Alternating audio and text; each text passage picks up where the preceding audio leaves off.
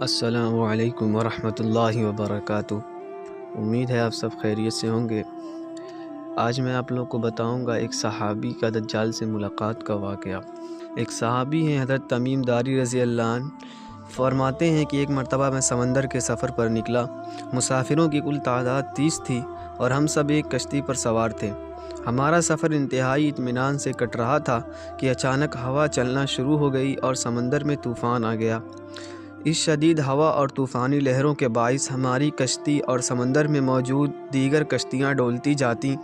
کشتی کے مسافر اس صورتحال سے پریشان ہو گئے اور ہر کوئی اپنے اپنے خداؤں کو پکارنے لگا، کیونکہ کسی کو کچھ سمجھ میں نہیں آ رہا تھا کہ کیا کریں۔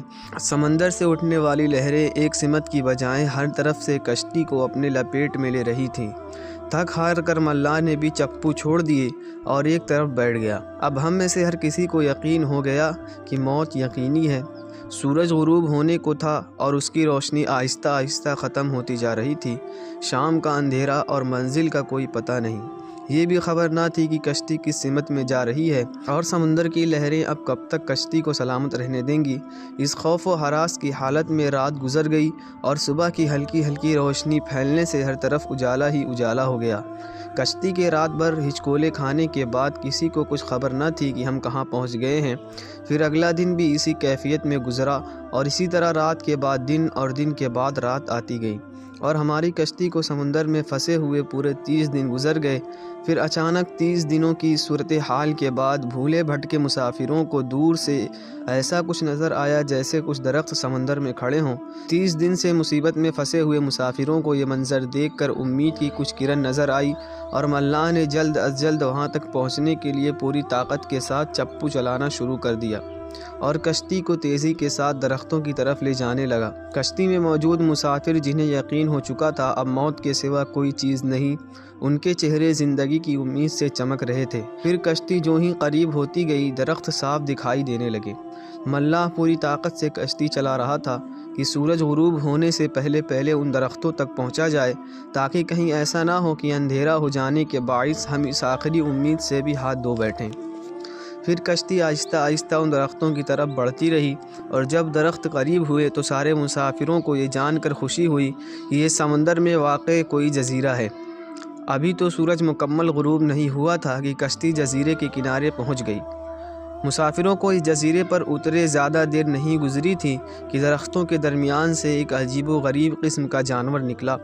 اس جانور کے پورے جسم پر بال تھے اور اس قدر لمبے اور گھنے تھے کہ یہ معلوم ہی نہ ہوتا تھا کہ جانور کا اگلا حصہ کون سا ہے اور پچھلا حصہ کون سا ہے۔ سارے مسافر اس عجیب و غریب جانور کو دیکھ کر حیران و پریشان ہو گئے، کیونکہ ان میں سے کسی نے بھی اس سے پہلے ایسا جانور دیکھنا تو دور کی بات سنا بھی نہ تھا۔ اب اس پراسرار جزیرے پر اس کو دیکھ کر سب پریشانی میں مبتلا ہو گئے کہ یہ کیا بلا ہے۔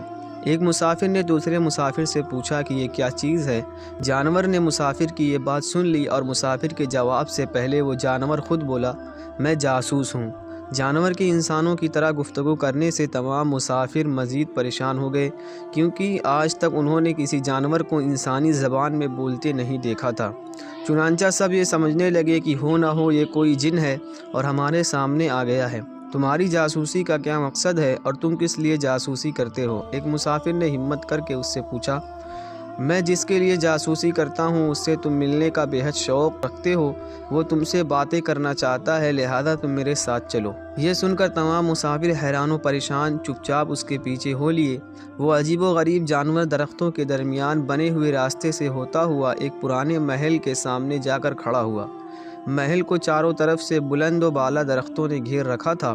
مسافر نے وہاں پہنچ کر پریشان نظروں سے اس کی طرف دیکھا اور پھر جانور کی طرف سوالیہ نظروں سے دیکھنے لگا۔ جانور پھر آگے چلا اور سب مسافروں کو ایک بڑے دروازے سے گزارتے ہوئے محل کے اندر لے گیا۔ محل کے اندر داخل ہوتے ہی سب نے دیکھا کہ ایک بہت بڑا شخص زنجیروں میں جکڑا ہوا تھا اور رہائی کے لیے کوشش کر رہا تھا۔ ہم نے اس سے پہلے اتنے بڑے قد اور اتنے زیادہ رعب والا شخص کبھی نہیں دیکھا۔ ایک مسافر نے ہمت کر کے پوچھا، تم کون ہو؟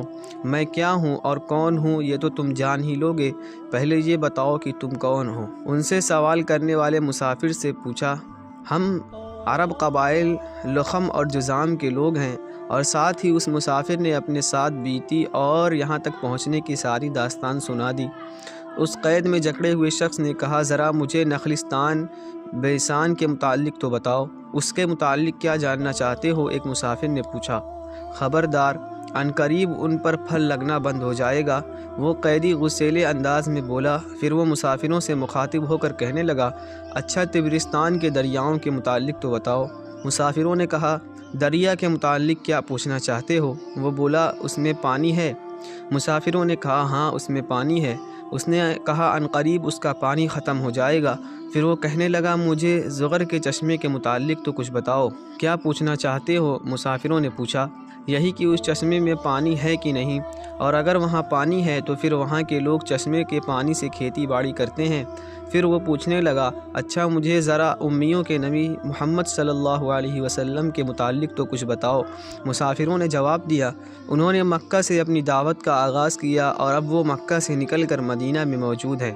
کیا وہ عرب کے لوگوں کے ساتھ کوئی لڑائی لڑے اور عربوں نے لڑائی میں اس کے ساتھ کیا سلوک کیا؟ قیدی نے پوچھا۔ جواب ملا، لڑائی میں وہ عربوں پر غالب رہے اور بہت سے عربوں نے تو ان کی اطاعت بھی قبول کر لی ہے اور اب وہ خود ان کی تابعداری میں رہتے ہیں۔ یہ سنتے ہی وہ غصے سے پھنکارا اور زنجیروں کو جھٹکا دیا۔ پھر مسافروں کو مخاطب کر کے بولا، اب میں تم کو اپنے متعلق بتاتا ہوں کہ میں دجال ہوں، اور تمہاری باتوں سے یہ معلوم ہوتا ہے کہ مجھے یہاں سے نکلنے کی اجازت ملے گی۔ پھر میں اس جزیرے سے نکلوں گا اور 40 دن میں ساری دنیا گھوموں گا۔ دنیا کی کوئی بستی اور گاؤں ایسا نہیں ہوگا جہاں سے میرا گزر نہ ہو۔ ہاں، مکہ اور مدینہ میں جانا میرے بس سے باہر ہے، مجھے وہاں جانے کی اجازت نہیں۔ میں ان دونوں شہروں میں داخل ہونے کی کوشش بھی کروں گا تو میرے آگے فرشتے رکاوٹ بن جائیں گے، ان کے ہاتھوں میں تلواریں ہوں گی اور وہ مجھ سے لڑیں گے۔ یہ داستان ہمیں ایک صحابی حضرت تمیم داری رضی اللہ عنہ نے سنائی، جو اسلام قبول کرنے سے پہلے عیسائی تھے۔ یہ عجیب و غریب واقعہ دیکھنے کے بعد آپ نبی کریم صلی اللہ علیہ وسلم کی خدمت میں حاضر ہو کر مسلمان ہو گئے۔ ایسے ہی اور واقعات کے لیے میرے چینل کو سبسکرائب کریں۔ ملتے ہیں اگلے ویڈیو میں، تب تک کے لیے فی امان اللہ۔